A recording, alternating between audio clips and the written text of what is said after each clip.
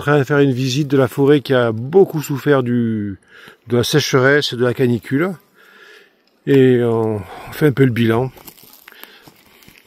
Quelques rares fleurs comme ici un crépi, ça apporte du pollen aux pollinisateurs. Là c'est une bourrache, bon elle n'est pas bien grosse, bon. Là il a plu, on espère qu'elle va se lancer. Mais il n'y a pas grand chose comme fleurs. Et encore, il y en a.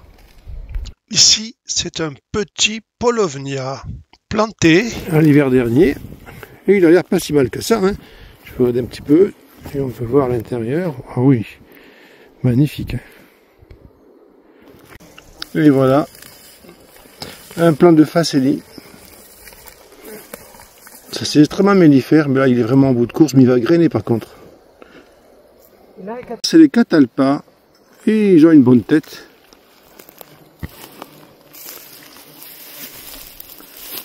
Une bonne tête de catalpa. On voit ça par en haut. Et voilà.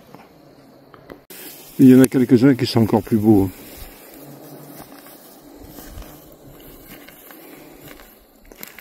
Bon, ça fait plaisir de voir que ça a pas, que c'est pas mort pendant la canicule.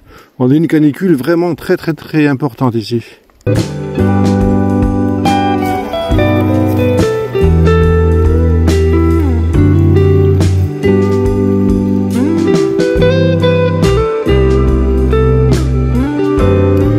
Voilà, mais tout le reste est bien. Quelques bâtons qui sont tombés, ça peut arriver avec la sécheresse, avec la pluie abondante qu'il y a eu après. Voilà, on arrache des arbres qui n'ont rien à y faire. Des frênes qui poussent de partout. une des premières fleurs de souci ou calendula. Elle est jolie, mais c'est un peu tard.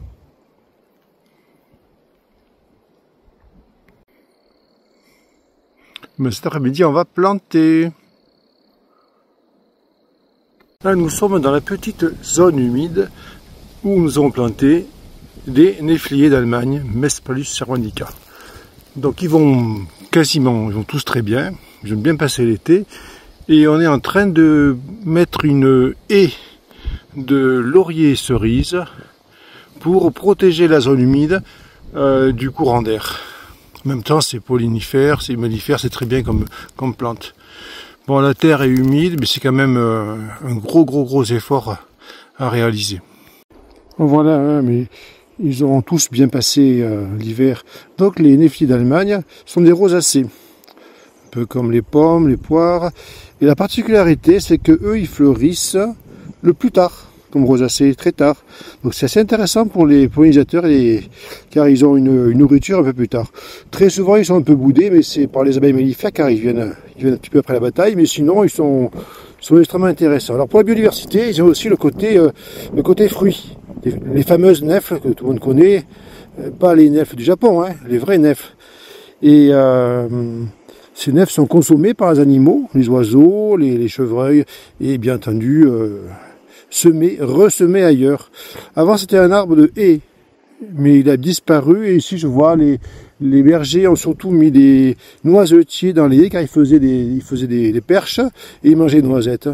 Mais actuellement il y a une vraie invasion de balanins, il y a très peu de noisettes dans les vergers noisetiers. Ici une facélie, et ici un souci. On verra la fleur un peu plus tard.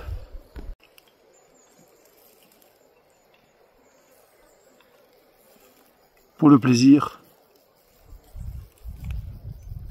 Et voilà la caissette de laurier cerise. Maintenant il faut la planter. Le haut marino a déjà commencé.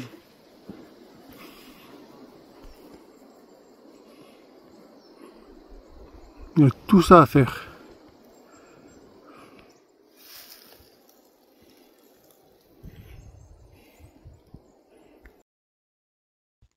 Et voilà, c'est fini.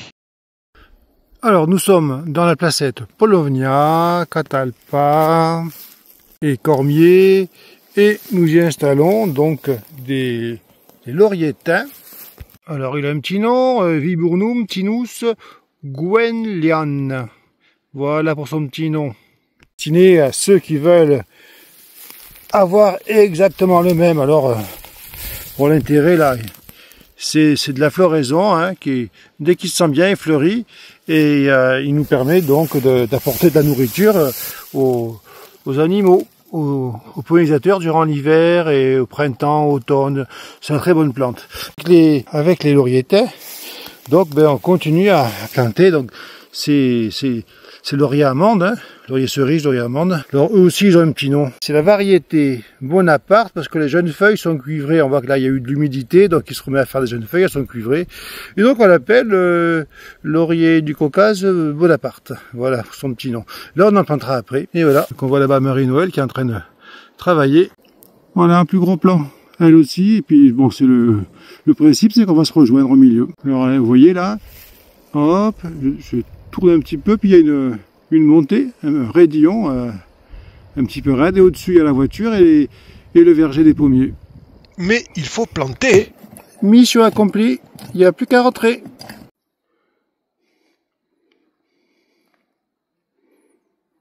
Le 12 septembre, nous avons un énorme arrivage. Ce sont les arbres et les plantes que nous allons mettre en forêt cette saison. Il ne nous reste plus qu'à constituer de nouvelles pépinières dans notre forêt mellifère. Mais il ne faut pas oublier que la forêt appartient surtout aux animaux qui l'habitent.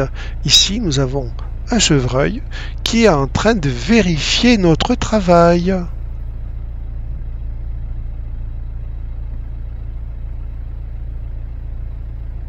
Mais qu'est-ce qu'ils ont pu nous apporter de délicieux à manger? Il faut bien farfouiller, bien regarder, bien goûter et croquer cette petite plantation bien tendre. C'est pour ça que nous attendons avec impatience la livraison des protections. Mais la forêt mellifère, c'est aussi les ruchers extraordinaires. Ici, c'est le premier qu'il faut vérifier, regarder, entretenir.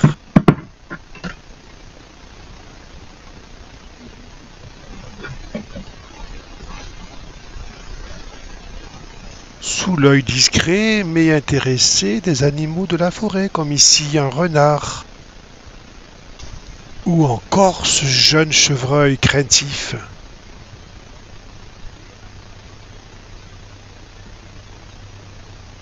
Ou encore ce jet qui nous fait l'honneur de nous dire un petit bonjour.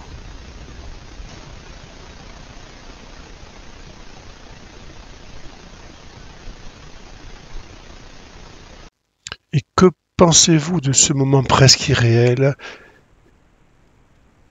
capturé devant la seconde Lavogne?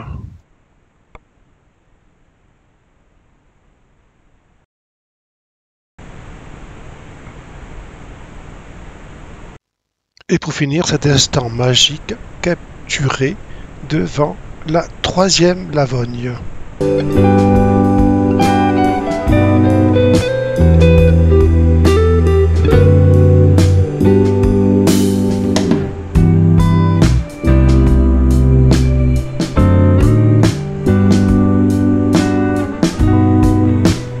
Si vous voulez désormais aller plus loin en devenant membre de la nouvelle association Marinapis, la forêt mellifère, eh bien c'est maintenant possible, vous pouvez adhérer en ligne, le lien se trouve dans le descriptif de cette vidéo.